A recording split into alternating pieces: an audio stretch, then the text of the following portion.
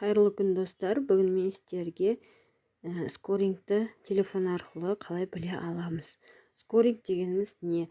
Ол сіздің атыңызға кредит шығады ма, ипотека тағайындалады ма, сол осы балыңызға қарай болады.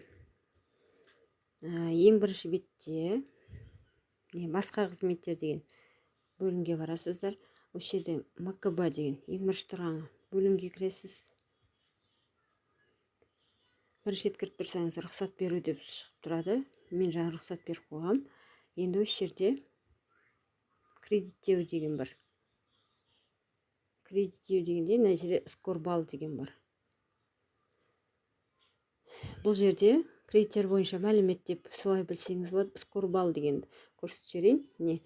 Мына кісіде 59, яғни 40-тан 60-ға дейін жақсы деген.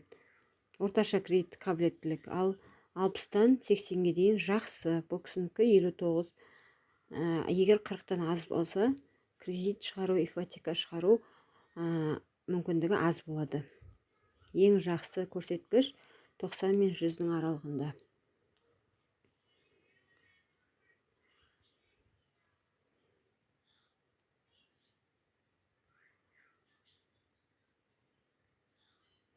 Енді осы жерде мына кредиттеу дегенді көрдік. Сақтандыру дегеніміз сіздің атыңызда қандай сақтандыру шарттары бар, соны біле аласыз.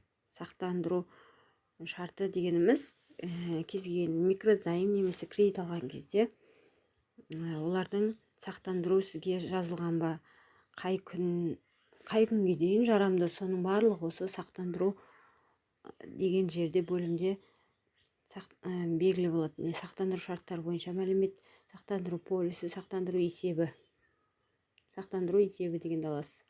Бұл кісіде ондай сақтандыру есебі жоқ. Деректер жоқ.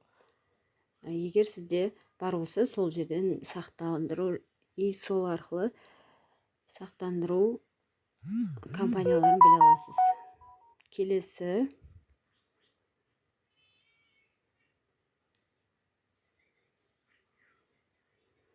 кредиттеу дегенде мына кредиттік есеп дегенді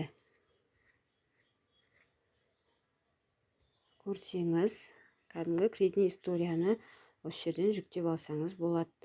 Атыңызда қандай кредиттер бар, микрозаймдар бар, барлығы шығып тұрады түсінікті түрде. Ешқандай деректер жоқ болса, ешқандай деректер жоқ деп шығып тұрады. Видеом сіздерге пайдалы болса, лайк басып, комментарий қалдыруды ұмытпаңыздар. Рахмет.